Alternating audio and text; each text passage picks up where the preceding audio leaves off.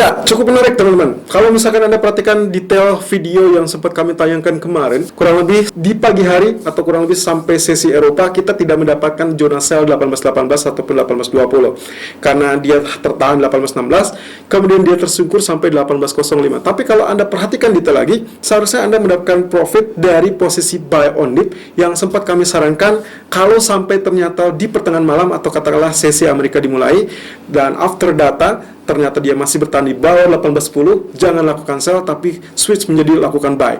Dan itu benar-benar terjadi, pantulan dari 18.05 merangkak sampai zona 18.19.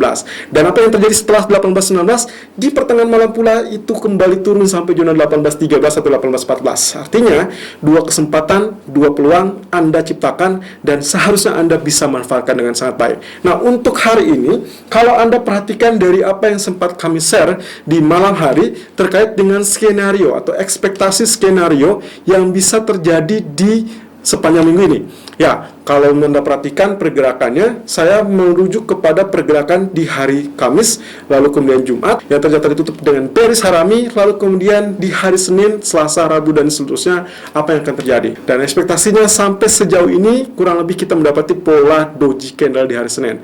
Nah, jadi kalau misalkan kita lihat dari pola pergerakannya, skenario yang bisa kita baca adalah kemungkinan pola kenaikan masih tetap akan ada, dan itu hanya akan dibuyarkan kalau ternyata data NFP di hari Jumat mendatang itu jauh lebih optimism atau jauh lebih fantastis. Artinya, kita membutuhkan data di atas 1 juta, bukan hanya di kisaran 900.000. Kalau itu yang terjadi, maka itu akan bisa memaksa Fed untuk merubah keputusannya di pertemuan Jackson Hole Symposium atau bahkan FOMC meeting berikutnya. Nah, untuk malam ini kita hanya disuguhkan dengan data factory orders, walaupun hanya satu, tapi kelihatannya ini pun bisa saja kita jadikan andalan. Jadi penentunya tetap akan ditentukan hari ini.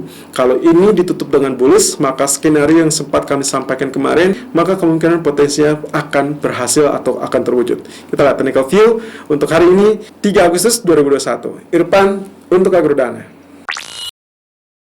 Technical outlook 3 Agustus 2021 jam 11:13 waktu Indonesia bagian Barat, DXY dan juga Treasury Yield. Kita akan lihat terlebih dulu dari grafik H4 untuk DXY, di mana pergerakan ternyata tidak terjadi pergerakan yang terlampau agresif atau bahkan terlampau bombastis. Anda bisa lihat di sini, dia bergerak rata, dia berflat di kurang lebih di teritori pivot point ya. Kemarin kita berada di titik ini, dia sempat turun sebentar, lalu kemudian dia up lagi, tapi tidak berhasil untuk melakukan kenaikan. Kemarin kita curigai sebagai potential retest di sini areal double bottom, ternyata itu juga tidak terjadi. Nah, sekarang pertanyaannya apakah dia akan lanjut ke atas? Ya, ini masih tetap jadi resisten kita, atau dia lanjut ke bawah, retest support 1, atau mungkin saja langsung ambruk di bawah sampai zona support kedua.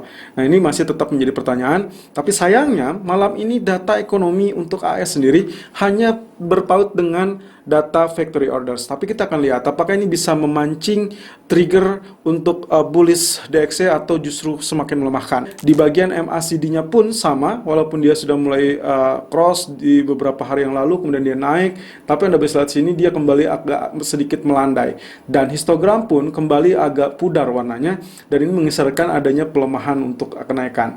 Artinya, walaupun dia dalam kondisi bullish, sinyal bullishnya sudah muncul, tapi dia masih tetap dalam weak bullish. Nah, lalu kemudian kalau kita lihat dari grafik daily chart, ini juga sesuai dengan apa yang kita gambarkan kemarin. Walaupun memang pitching line seharusnya dia mendorong dan itu memang sempat terjadi, tapi ternyata ditutup dengan doji candle seperti ini. Nah, ini berarti agak sedikit berlawanan dengan apa yang terjadi di daily chart untuk gold, sehingga untuk kali ini DXY bisa saja mengalami penurunan lebih lanjut. Bisa saja mencapai areal terendah yang pernah diciptakan di tanggal 30 Juli, itu di areal 92.090. Sampai saat ini dia masih ada di 92.037. Oke, sorry. Adanya di 91 ya, 91.78 untuk areal terendah di tanggal 30 Juli. Sementara itu, bagian MACD juga dia masih dalam weak bearish, tapi ini sudah relatif moderat ya, relatif menengah, karena dia tinggal menunggu apakah dia tembus di bawah zero lines apa tidak.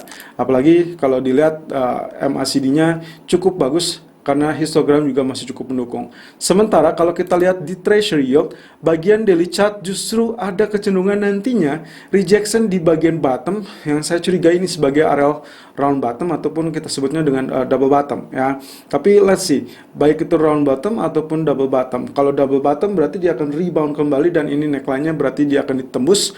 Lalu kemudian kalau round bottom artinya kalaupun pullback itu hanya sesaat dan akhirnya dia akan mengalami penurunan lanjutan. Tapi kalau lihat dari MACD-nya relatif tidak sama sekali menunjukkan pergerakan yang fantastis. Jadi ini masih kita ibaratkan wait and see mode, di mana mereka tetap agak canggung untuk menantikan data non-farm payroll di hari Jumat.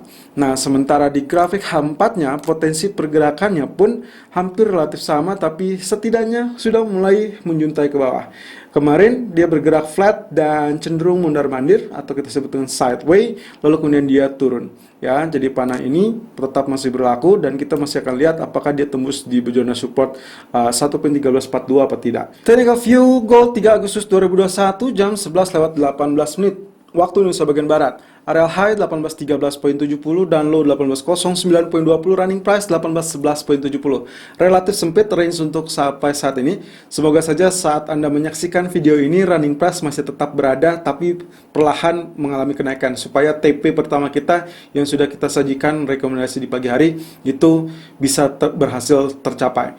Oke, TP pertama 1815. Kita lihat terlebih dulu. Kemarin saya sempat menyampaikan ekspektasi saya adalah terkait dengan penutupan dengan doji candle apapun bentuknya. Kalau Anda lihat kembali tayangan di malam hari saya sudah sempat share. Nah, kalau Anda lihat di sini bearish harami yang seharusnya ditekan dengan next candle-nya ada di pola bearish, ternyata dia ditutup dengan doji candle. Dojinya apa? Dojinya ini relatif dekat dengan hanging man atau kita sebutnya dengan hammer karena dia terjadi pasca bearish candle.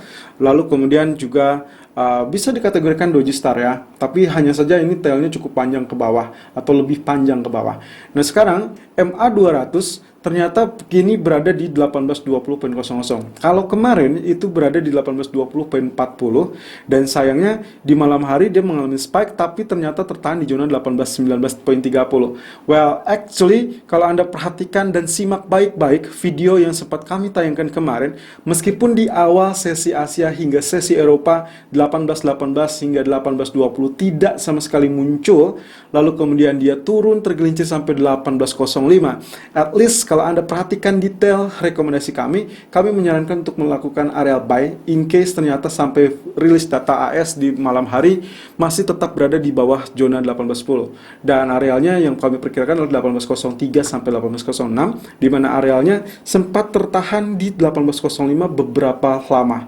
Sampai akhirnya rilis data menunjukkan data yang kurang bagus dan akhirnya dia rebound perlahan dan bahkan semakin cepat di malam hari sampai menyentuh zona 1819. So, kalau Anda melihat dan menyimaknya dengan baik-baik, maka posisi buy on dip Anda bisa dapatkan, lalu posisi sell on rally di 1818, 1820 pun di malam hari itu langsung kena, dan juga TP pertama 1814 itu pun langsung tersentuh. Kalau kita balik lagi ke grafik H4 terlebih dulu, di sisi ini potensi pergerakan kemarin memang betul-betul tertahan di zona 61.8%. Ya, ini berarti kekuatan Fibonacci retracement sudah betul adanya. Kalau misalkan Anda lihat di video kemarin ataupun di rekomendasi kami, ada rekomendasi di grafik H4-nya untuk melakukan buy di zona 50% ataupun 61.8%. Dengan catatan kalau Anda melakukan buy di 50%, berarti stop loss akan berada di bawah 61.8%. Atau kalau misalkan Anda melakukan buy di area 61.8%, maka zona SL akan berada di bawah 76.4% atau di bawah 100%. Tinggal mana resiko yang Anda bisa tolerir. Nah, untuk kali ini, karena dia menjuntai kembali ke bawah, maka saya asumsikan ekspektasi kali ini di grafik 4, saya berharap di zona ini, baik itu di 1805 sampai 1808 ya, atau mendekati 09, sebetulnya ini teritori yang sangat bagus yang kita ekspektasikan sebagai zona double bottom. Jadi untuk pagi ini double bottomnya ekspektasinya sudah tercapai di 1809.20, walaupun kita inginnya di teritori 1805 sampai 1809 ya. Jadi itu adalah pemuncaknya. Kemudian kita harapkan ini juga terdorong berkat bantuan dari Fibonacci retracement, kemudian demand kemungkinan juga muncul dan dia bisa melewati melewati areal resisten yang sangat dekat di 1814. Oleh karenanya dia sampai saat ini tertahan 1813.70. Lalu bagaimana? Neckline-nya akan berada di kisaran 1816 sampai 1819. Jadi kalau misalkan Anda setelah melihat video ini ternyata dia sudah berada di 1818, 1819, maka Anda tinggal tunggu saja. Kalau dia break, maka Anda bisa atau patut mempertahankan buy posisi Anda, atau bahkan Anda melakukan buy on breakout jika Anda ketinggalan untuk melakukan buy on dip. Nah, lalu kemudian ekspektasinya nanti akan mencapai areal ketinggian seperti kedalaman di bagian bottom. Jadi saya asumsikan di sini. Nah, berarti otomatis 1825 yang paling dekat, atau kalau Anda ambil dari zona neckline-nya di 1819, berarti kita akan mendapatkan zona lebih tinggi di 1829. Nah, ini belum diharapkan untuk melakukan kenaikan fantastis, karena kalau melihat keadaannya data ekonomi terlampau kecil. Jadi kemungkinan potensinya masih akan berada di kisaran-kisaran 1829 sampai 1832. Walaupun apapun ini bisa terjadi untuk faktor dorongan berikutnya. At least apa yang kita harapkan dari doji candle, maka hari ini harus ditutup dengan bullish candle. Kalau saja misalkan MA200 di 1820.00 berhasil tembus kembali, maka ekspektasinya esok pun masih bisa melanjutkan kenaikan persis dengan apa yang kami gambarkan dari what to expect from gold this week. Nah, terakhir di grafik H1 yang Anda bisa simak di sini, rekomendasi kami pagi tadi muncul untuk melakukan buy on dip langsung directly di zona 1808 ataupun 1810.50. Ya, arealnya sudah sangat layak dan sekarang kita lagi floating profit. Semoga TP pertama kita 1815.00 tercapai, atau Anda bisa turunkan di 1814 persis dengan zona resisten di bagian H4. Atau TP kedua kita tunggu di 1821.10 dengan catatan kita berharap zona neckline di bagian H1 ini berhasil tembus. Neckline-nya ada di berapa? Neckline-nya ternyata di 1817, 1818. Ini tentunya sejalan dan seirama dengan neckline double bottom yang ada di grafik H4 yaitu 1816, 1819. Jadi, kalau kita lihat seksama, maka saya di sini mengharapkan entah itu double bottom atau yang lebih detail lagi, saya lebih melihat kepada inverted head and shoulder. Jadi ini bagian left, ini bagian head, ini bagian right shoulder, dan semoga saja neckline bisa ditembus di 1818 sehingga target utamanya 1829 bisa dicapai. Atau minimum 50% area di 1823.90. Nah, stop loss sebaiknya digunakan di bawah zona head, di mana bagian head berada di 1806 ataupun 05. Jadi kalau misalkan Anda gunakan di 1802, itu saya rasa sudah cukup bagus. Selalu gunakan stop loss dan risk management sesuai dengan equity dan strategi trading Anda. Irfan untuk Agrodan.